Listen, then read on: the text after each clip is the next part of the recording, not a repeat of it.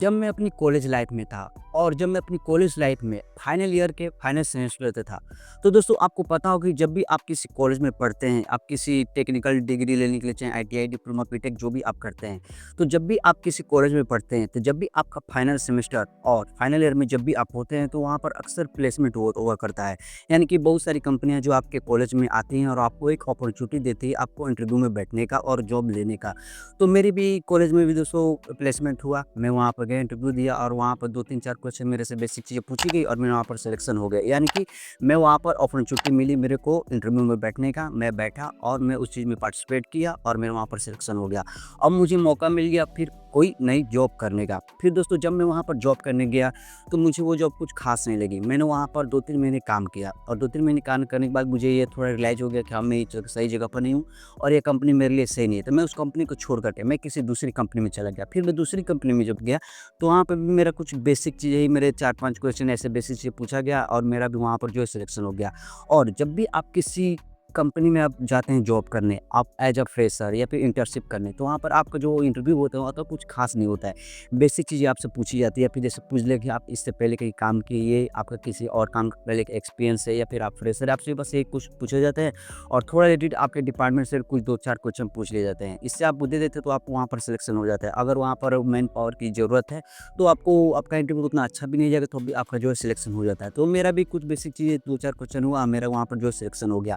But जब मैं वहाँ पर उस कंपनी में 2 साल काम किया और मेरा 2 साल काम करने का एक्सपीरियंस हो गया और जब मैं तीसरी कंपनी में जब मैं गया इंटरव्यू देने, तो वहाँ पर इंटरव्यू में वेटिंग हॉल में बैठने से लेकर के और वहाँ पर इंटरव्यू देने तक का जो बीच का सफ़र होता है, और जब भी आप किसी कंपनी में इंटरव्यू देने जाते हैं, तो वहाँ पर आपसे क्या गलतियाँ हो सकती हैं और क्या आपसे गलतियाँ नहीं होने वाली, वहाँ पर आपको कैसे रिएक्ट करना है, लोगों के सामने कैसे अपने आप को जो प्रेजेंट करना है, और जब मैं इंटरव्यू देने गया तो मुझसे क्या गलतियाँ होगी, वो सभी के सभी मैं आज के इस वीडियो में अपनी इन्फॉर्मेशन इस वीडियो के थ्रू जो शेयर करने वाला हूँ। दोस्तों अगर आप भी किसी कंपनी में जॉब करते हैं, प्राइवेट हो, गवर्नमेंट हो, कहीं भी आप किसी हो या फिर अब आगे चलकर इंटरव्यू देने वाले हो, तो प्लीज़ ये आपकी वीडियो आपके लिए बहुत ज़्यादा इंपॉर्टेंट होने वाला है। आई होप कि आप वीडियो को बिना स्किप किए पूरा जरूर देखेंगे। देखिए दोस्तों, जब मैंने पहली जब ये जो ज्वाइन किया, फिर उसको छोड़ करके मैं दूसरी कंपनी ज्वाइन किया। उस कंपनी में 1-2 साल काम करने के बाद मुझे रियलाइज़ हुआ था इस कंपनी की छोड़नी चाहिए, मुझे किसी दूसरी कंपनी में अपॉर्चुनिटी मुझे लेनी चाहिए। वहाँ पर काम करने से मेरी सैलरी भी बढ़ेगी और मेरा करियर में धीरे-धीरे जो आगे बढ़ता जाएगा। तो जब मैंने दूसरी कंपनी में इंटरव्यू देने गया और जब मैं वहाँ पर वेटिंग हॉल में बैठा था, तो दोस्तों सबसे बड़ी प्रॉब्लम ये होती है कि जब भी हम किसी इंटरव्यू देने जाते हैं और जब हम वेटिंग हॉल में होते हैं ना, तो दोस्तों हमारे अंदर से एक हेजिटेशन सी होती है, एक घबराहट सी होती है। हमें अंदर एक सा डर सा रहता है, क्या मेरा सिलेक्शन होगा या नहीं? कहीं मेरा इंटरव्यू अच्छा जाएगा या नहीं? कहीं मैं इंटरव्यू में छँट ना जाऊँ, कहीं मुझे रिजेक्ट ना कर दीजिए। ये अंदर से जो है घबराहट सी होती है और ये घबराहट 2-3 रीज़न से आती है। सबसे पहले ये चीज़ की या पहला पॉइंट ये है कि आप अंडर कॉन्फिडेंट होते हो, आपको खुद पर सेल्फ बिलीव नहीं होता है, आप खुद पर जो है आपको कॉन्फिडेंस नहीं होता है कि हमें ये जो इंटरव्यू देना है उसको मैं क्रैक कर जाऊँगा, इसमें मेरा सिलेक्शन हो जाएगा। जो भी क्वेश्चन पूछेगा मेरे पास जो नॉलेज है, स्किल है, तो मैं इस चीज़ की बदौलत मैं इंटरव्यू को जो क्रैक कर लूँगा। आपको सेल्फ बिलीव होता ही नहीं, आपको अंदर से कॉन्फिडेंट होता नहीं है। और जब भी आप अंडर कॉन्फिडेंट होते हो, तो एक अंदर से हेजिटेशन होती है, घबराहट या खुद पर एक डाउट सा आने लगता है। तो सबसे पहला रीज़न ये होता है और सबसे दूसरा रीज़न ये है कि अगर आप कोई कंपनी छोड़ दें या फिर आपका कोई पहला जॉब है और आपका मनचाहा कंपनी है कि हाँ, इस कंपनी में मुझे किसी भी तरह का ज्वाइन करना है, तो अगर वो चीज़ें अगर आपके दिमाग में लेकर चलते हो कि नहीं मुझे इसी कंपनी में काम करना है, इसी में सिलेक्शन होना है, तो एक अंदर से आपका डर ये भी होगा कि अगर नहीं हुआ तो क्या होगा, मेरा मनचाहा कंपनी है, मेरा सपना इस कंपनी में काम करना है, ये करने का, तो वो चीज़ें लेकर के आप दिमाग में जाते हैं इंटरव्यू देने, तो वो आप पर एक अंदर से एक डर सा आएगा और हर हमेशा डर यही रहेगा कि कहीं नहीं हुआ तो क्या होगा, अंदर से एक चीज़ें आनी जो शुरू हो जाती है। और तीसरी चीज़ ये होती है कि आप जब भी वेटिंग हॉल में बैठते रहते हैं, आपका नंबर आने से पहले, जब भी आप इंटरव्यू देने से जाने से पहले, जब भी आप वेटिंग हॉल में बैठे रहते हैं, तो हमारा माइंड हमेशा किसी न किसी चीज़ थॉट्स को लेकर के बिजी रहता है। आप जो भी चीज़ें प्रिपरेशन करके रहते हो या फिर किसी रूम से आप प्रिपरेशन करके तो कोई चीज़ें पढ़ कर आते हो, क्या ये क्वेश्चन इंटरव्यू में पूछा जा सकता है, ये चीज़ें पूछी जा सकती है, तो आप उस चीज़ को लेकर हमेशा रिवाइज करते रहते हो कि ये करते रहते हो, हाँ ये सही है। अगर उसी में कोई क्वेश्चन आपके दिमाग में आया, हाँ इसका आंसर ये होगा, आप वो चीज़ रियलाइज हो, क्या यार इसका आंसर तो मुझे पता ही नहीं, तो आप उस चीज़ों को लेकर के भी आप थोड़ा-सा जो है नर्वस होना शुरू कर देते हो। आपको टेंशन होने लगती है कि यार इसका जवाब तो मैं पढ़ा था, अभी याद नहीं आ रहा। तो आप उस चीज़ को फिर से पन्ने पलटते हो, कहीं मोबाइल में सर्च करने लगते हो इसका आंसर क्या है? उस चक्कर में आपको और भी ज़्यादा हेजिटेशन, घबराहट और नर्वसनेस होने लगती है, खुद पर जो डाउट होने लगता है। तो सबसे पहले आप इंटरव्यू में बैठने से पहले खुद को जितना नॉर्मल रख सकते हो रखो। अगर आपको थोड़ी हेजिटेशन हो रही है तो पानी पियो, शांत रहो, खुद को एकदम नॉर्मल करने की कोशिश करो। जब तक आप नॉर्मल और आपका माइंड शांत नहीं होगा तब तक आपकी हेजिटेशन जो है, घबराहट है, वो कम नहीं होगी। तो सबसे पहले इंटरव्यू में बैठने से पहले आपको नॉर्मल होना बहुत ही ज़्यादा ज़रूरी है।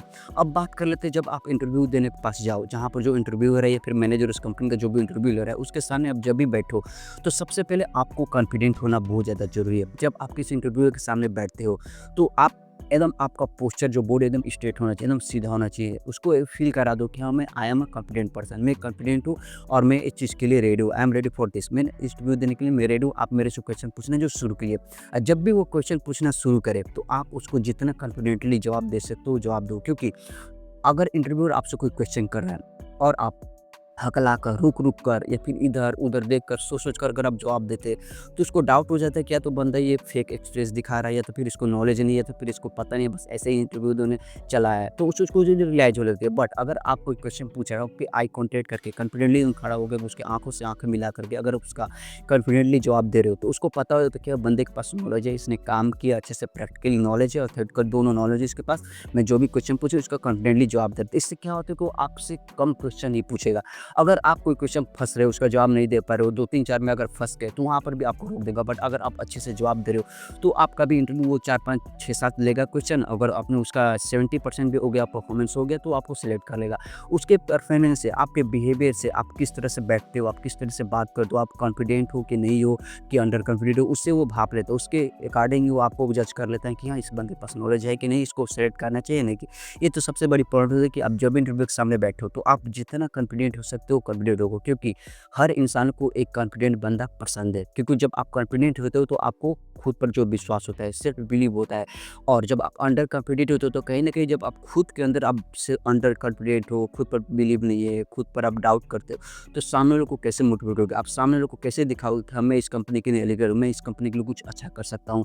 तो कोई भी मैनेजर या फिर जो भी इंटरव्यूअर है, वो ऐसे ही बंदों को सिलेक्ट करना चाहता है जिस पर खुद कॉन्फिडेंट हो, खुद पर सेल्फ बिलीव हो और हमारी कंपनी के लिए अच्छा कर सके। तो दोस्तों ये थी। अब बात कर लेते हैं दोस्तों, जब हम इंटरव्यू दे देते हैं, तो अब हम जाते हैं एचआर के पास। जब भी आपकी सैलरी डिस्कशन होती है, जब भी आप एचआर के पास जाते हो, वो उससे पूछता है कि आपकी एक्सपेक्टेशन क्या है। तो जो भी आपकी करंट कंपनी में आपका जो सीटीसी होता है, उसके अकॉर्डिंग ही आप बढ़ा करके बोलते हो। बट कुछ लोगों की प्रॉब्लम ये होती है ना कि कुछ लोग सैलरी डिमांड करने से डरते हैं। उनका मानना ये होता है कि अगर मैं ज़्यादा बोल दिया, तो कहीं मुझे रिजेक्ट ना कर दे, कहीं मुझे कैंसिल ना कर दे, कहीं मुझे सिलेक्ट ना करे। ऐसे लोगों की थिंकिंग होती है, और जिनका उधर सीटीसी है, बस 2-3 हज़ार बढ़ा करके बोल देते हैं। वो कंपनी उस पर 1 हज़ार कम करके आपको बोलते कि मैं इतना दूँगा, तो आप राज़ी हो जाते हैं। जैसे एग्ज़ाम्पल मैं बताता हूँ कि बहुत सारे ऐसे लोग हैं, जैसे मैंने गलतियाँ की कि मैंने वहाँ पर गया, मेरा अभी मान लीजिए कोई एग्ज़ाम्पल दे रहा हूँ कि आपका 25,000 जो सीटीसी है, और आपको डिसाइड ये करना है कि मुझे इस कंपनी में अगर मैं जा रहा हूँ, इंटरव्यू अगर सिलेक्ट हो गया, तो मेरे को मिनिमम 30,000 से कम पर मेरे को काम नहीं करना है। यानी कि लास्ट आपका एक्सपेक्टेशन 30 है, यानी कि 30 ही मेरे को चाहिए, उससे कम पर मैं काम नहीं करूँगा। तो आपको कभी भी इंटरव्यू जब आप एचआर के पास जा रहे हो सिलेक्ट हो जाने के बाद, तो आप कभी भी अगर पूछे कि आपके एक्सपेक्टेशन क्या है करंट सिटीज़ के अकॉर्डिंग, अगर आपका 25 है, तो कभी भी आप ये मत बोलना कि मुझे 30 चाहिए। कभी भी आपको जितना चाहिए उससे बढ़ा कर के ही बोलना चाहिए। जैसे आपको 25 सिटी से अगर आपको 30 से कम नहीं चाहिए, तो आपको बोलना पड़ेगा 35। क्योंकि कोई भी एचआर जितना आप डिमांड करते हो उतना ही देता नहीं, वो हमेशा नेगोशिएट करते रहते हैं। अगर आप 35 बोलते हो, नेगोशिएट करते-करते 31, 32 तक वो आएगा। यानी कि अगर ज़्यादा भी मैनेज कर दिया, तो 30 से आपको ऊपर ही देगा। तो ये आपके अकॉर्डिंग, आपके एक्सपेक्टेशन के हिसाब से आपको जो सैलरी मिल जाती है। बट कुछ लड़के ऐसे होते हैं, अंदर से डर होता है कि क्या उनको कुछ माँगना ही नहीं आता। अगर उनकी सीटीसी 25 है, तो आपका एक्सपेक्टेशन क्या है? तो बोलेंगे 27, 28 ऐसे करके बोलेंगे, उसमें से 1-2 हज़ार माइनस करके आपको 27 पे जो रोक देगा। तो आप डिमांड कीजिए। आप सबसे पहली चीज़, आपको डरना नहीं है, आपको सैलरी डिमांड करनी है। आपका काम है डिमांड करना, और जो एचआर है उसकी जितना बजट होगा, उसको जितना देना, वो आपको तो देना ही देना होगा। बट अगर आप माँगेंगे 35, तो आपको एक्सपेक्टेशन के हिसाब से आपको जो सैलरी मिल जाएगी। तो मैंने जो गलतियाँ की कि मैं भी जब इंटरव्यू देने गया, तो मुझसे ये गलतियाँ होगी, मुझे कुछ आइडिया नहीं था, क्योंकि मैंने ज़्यादा इंटरव्यू दिया नहीं था। कभी भी मैं अभी थर्ड पार्टी के थ्रू काम करता था, मैं कॉन्ट्रैक्ट बेस पर था, तो मुझे वो अधिकार नहीं था, मुझे राइट नहीं था कि मैं सैलरी की डिमांड कर पाऊँ। लेकिन जब भी आप कंपनी के अंडर के लिए इंटरव्यू जाते हैं, या फिर एनरोल हो जाते हैं, कंपनी के एम्प्लॉय हो जाते हैं या परमानेंट भी हो जाते हैं, तो आप सैलरी की डिमांड करने लायक हो जाते हैं। तब ये चीज़ें हमारे लिए काम करती है। तब आप कॉन्फिडेंटली माँग सकते हो, डिमांड कर सकते हो कि मेरी सैलरी मुझे इतना चाहिए। अगर कंपनी नहीं देती, तो आपका डिसीजन ले सकते हो कि मुझे रहेगा काम करना है या नहीं करना है, उसके हिसाब से आप डिमांड कर सकते हो।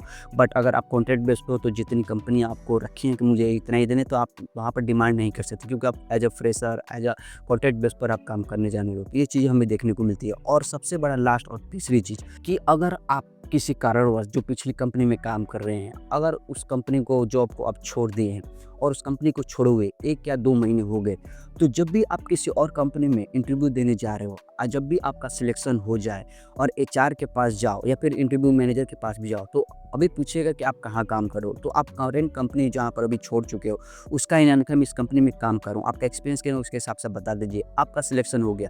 अब जब भी आप एचआर के पास जाओ, आप पूछे कि आपकी सैलरी स्लिप मांगे, आपको 2 महीने काम छोड़ो, तो आप उसको बोल दो कि मेरे साथ सैलरी स्लिप अभी नहीं है, अभी मुझे मिला नहीं, इससे पहले का मैं तीसरे मंथ मेरे लास्ट 3 मंथ का मेरे पास सैलरी स्लिप है। कोई भी कंपनी एचआर आपको लास्ट 3 मंथ का जो सैलरी स्लिप मांगते तो आप उसको बता दो। लेकिन अगर आपसे पूछे गलती से भी उसको डाउट हो जाए कि आपने जॉब छोड़ दी है क्या, तो आप कभी भी मत बोलिएगा कि हाँ मैंने जॉब छोड़ दिया। अगर आपने गलती से भी ये जॉब बता दी कि मैंने जॉब छोड़ दी है, तो अगर आपकी 25 सीटीसी अगर कंपनी आपको 30 दे रही है, तो आपको 30 कभी देगी नहीं देगी, या तो आपको 25 पर रोक देगी, जितना पिछली कंपनी में उतना पर ही रोक देगी, या फिर 1-2 हज़ार बढ़ा करके आपको देगी। जैसे कि मैंने गलती है कि मैंने गलती से बोला कि हाँ मैंने जॉब छोड़ दिया, और जो मेरी जितनी सैलरी पहले थी उससे मुझे 3000 माइनस करके मुझे ला कर दे दी कि आपको बोल दे कि आपको इतना काम करने तो करिए। इससे ये होता है कि आप जब भी कंपनी को बता देते हो कि मैंने जॉब भी छोड़ दिया, आप जॉबलेस हो, तो उसको एक राइट हो जाता है कि आपको मन चाहा अपने हिसाब से वो आपको चलाना शुरू करता है। आपको उसको जितना मन करेगा सैलरी देने का आपको देगा, क्योंकि उसको पता हो जाता है कि आपके पास कोई जॉब नहीं है और आप इस ऐसे कंडीशन में हो कि आपको जॉब की ज़रूरत है, आपकी जॉब की नीड है,